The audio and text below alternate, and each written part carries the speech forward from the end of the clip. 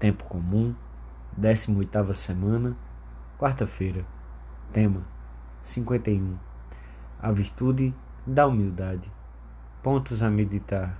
1. A humildade da mulher cananeia. 2. Caráter ativo da humildade.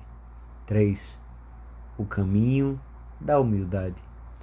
Pelo sinal da Santa Cruz, livrai-nos Deus, nosso Senhor, dos nossos inimigos. Em nome do Pai, do Filho e do Espírito Santo. Amém.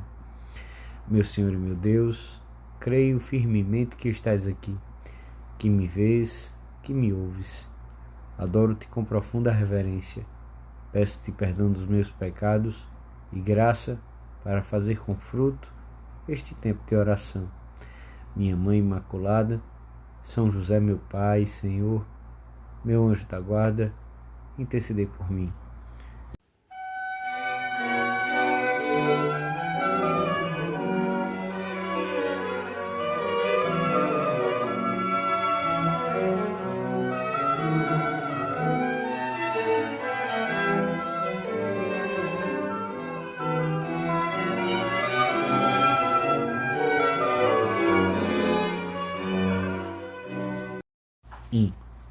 São Mateus narra no Evangelho da Missa que Jesus se retirou com os seus discípulos para a terra dos gentios, na região de Tiro e Sidom.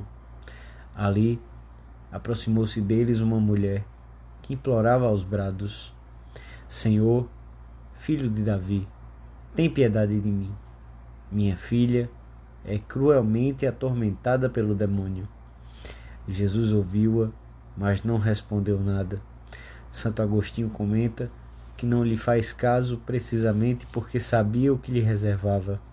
Não se calou para negar-lhe um benefício, mas para que ela o merecesse com a sua perseverança humilde.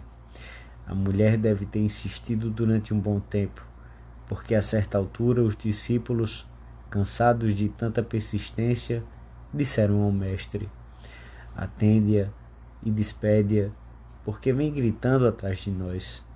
O Senhor explicou então à mulher que ele tinha vindo para pregar em primeiro lugar aos judeus, mas a mulher, apesar da negativa, aproximou-se e prostrou-se aos pés dele, dizendo-lhe: Senhor, ajuda-me. Diante dessa insistência, o Senhor repetiu as mesmas razões com uma imagem que a cananeia captou imediatamente. Não é bom tomar o pão dos filhos e lançá-lo aos cães. Voltou a dizer-lhe que fora enviado antes de mais nada aos filhos de Israel e que não devia dar preferência aos pagãos. O gesto amável e acolhedor de Jesus, o tom de suas palavras, excluíam com certeza qualquer acento mais duro que pudesse ferir.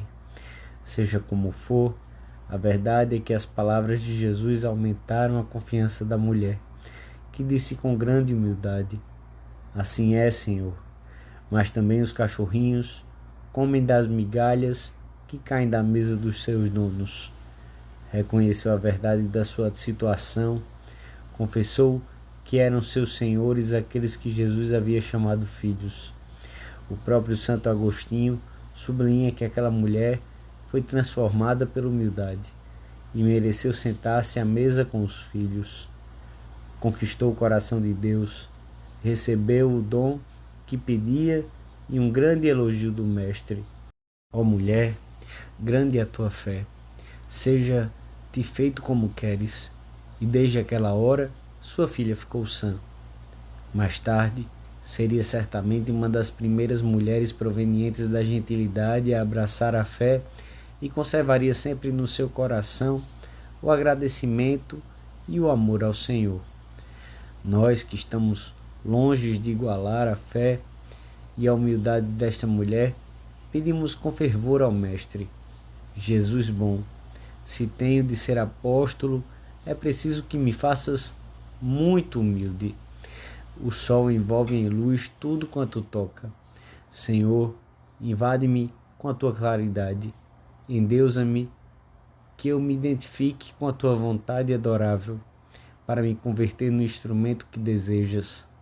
Dá-me a tua loucura de humilhação, a que te levou a nascer pobre, ao trabalho sem brilho, à infâmia de morrer costurado com ferros a um lenho, ao aniquilamento do sacrário.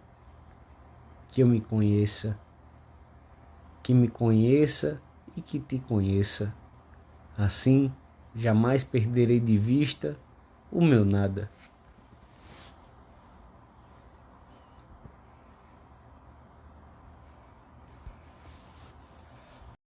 2. Conta-se de Santo Antão que Deus lhe permitiu ver o mundo repleto de armadilhas preparadas pelo demônio para fazer cair os homens. O santo, depois desta visão, ficou assombrado e perguntou: Senhor, quem poderá escapar de tantas armadilhas? E ouviu uma voz que lhe respondia: Então, quem for humilde, pois Deus dá aos humildes a graça necessária, ao passo que aos soberbos vai caindo em todos os laços que o demônio lhes prepara. Mas as pessoas humildes, o demônio não se atreve a atacá-las. Nós, se queremos servir o Senhor, temos de desejar e pedir-lhe com insistência a virtude da humildade e desejá-la-emos de verdade, se tivermos sempre presente que o pecado capital, oposto à soberba, é o que há de mais contrário à vocação que recebemos do Senhor, o que mais prejudica a vida familiar, a amizade, o que mais se opõe à verdadeira felicidade. É o principal ponto de apoio com que o demônio conta para tentar destruir a obra que o Espírito Santo procura edificar incessantemente na nossa alma. Mas a virtude da humildade não consiste somente em afastar os movimentos de soberba, do egoísmo, do orgulho. Com efeito, nem Jesus nem a sua Santíssima Mãe experimentaram movimento algum de soberba e, no entanto, tiveram a virtude da humildade em grau sumo. A palavra humildade deriva de humus, terra. Humilde, na sua etimologia, significa inclinado para a terra. A virtude da humildade consiste, pois, em inclinar-se diante de Deus e de tudo que há de Deus nas criaturas. Na prática, leva-nos a reconhecer a nossa interioridade, a nossa pequenez e indigência perante Deus. Os santos sentem uma grande alegria, muito grande, em aniquilar-se diante de Deus e em reconhecer que só Ele é grande e que, em comparação com a dele, todas as grandezas humanas são ocas e não passam de mentiras. A humildade baseia-se na verdade, sobretudo na grande verdade de que a distância entre a criatura e o Criador é infinita. Por isso, temos de persuadir-nos de que todo o bem que há em nós vem de Deus, de que todo o bem que fazemos foi sugerido e impulsionado por Ele, e de que Ele nos deu a graça necessária para realizá-lo. Não somos capazes de dizer sequer uma única jaculatória, senão sob o impulso e a graça do Espírito Santo. As deficiências, o pecado e os egoísmos, esses são nossos. Estas misérias são inferiores ao próprio nada, porque são uma desordem e reduzem a nossa alma a um estado de abjeção verdadeiramente deplorável. A graça, pelo contrário, faz com que os próprios anjos se assombrem ao contemplarem uma alma que resplandece sob a ação desse dom divino. A mulher cananeia não se sentiu humilhada com a comparação de que Jesus se serviu para indicar-lhe a diferença que havia entre os judeus e os pagãos. Era humilde e sabia qual o lugar que lhe competia em relação ao povo eleito. E porque era humilde, não teve inconveniente em perseverar e prostrar-se diante de Jesus, apesar de ter sido aparentemente repelida.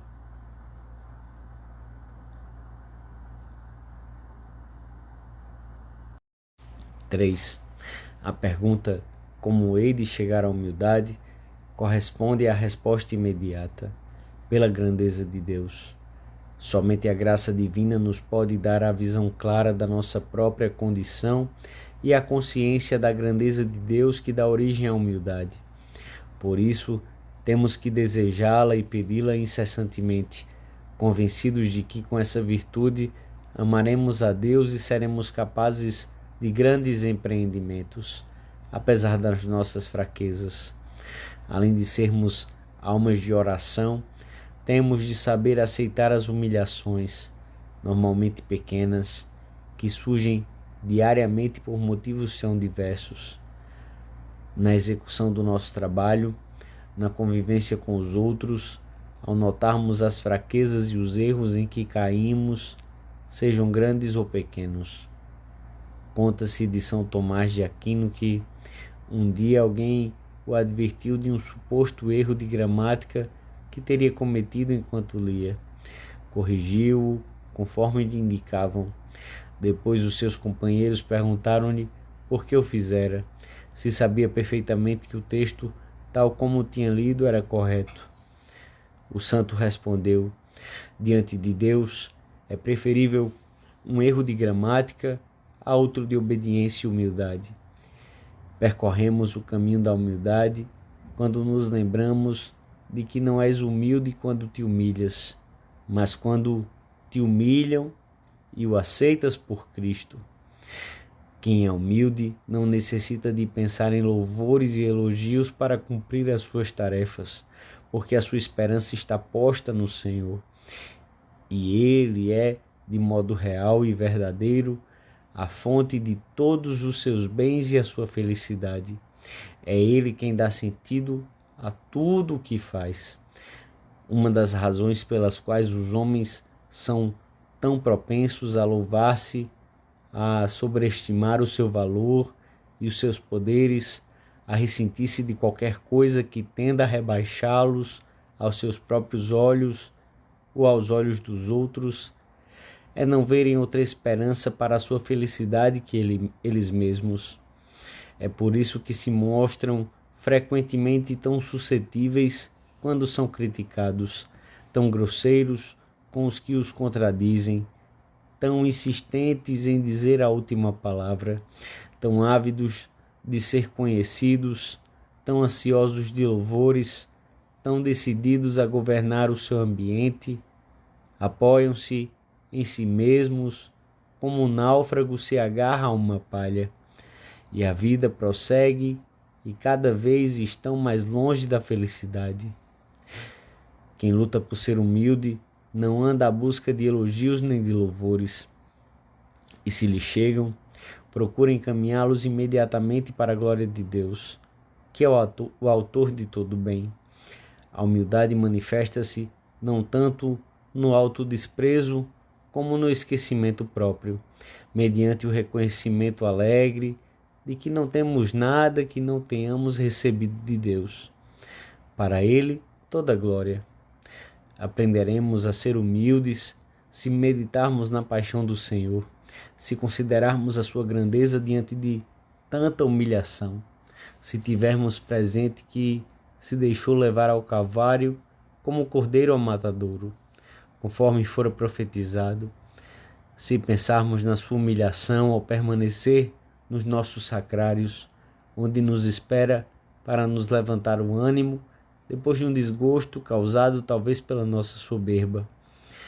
E aprenderemos também a ser humildes se prestarmos atenção a Maria, a escrava do Senhor, aquela que sabia não lhe caber mérito algum, mas ao Todo-Poderoso, pois ele manifestou o poder do seu braço e dispersou os que se orgulhavam com seus pensamentos do seu coração. Recorreram por último a São José, que o empregou toda a sua vida em servir Jesus e Maria numa dedicação silenciosa.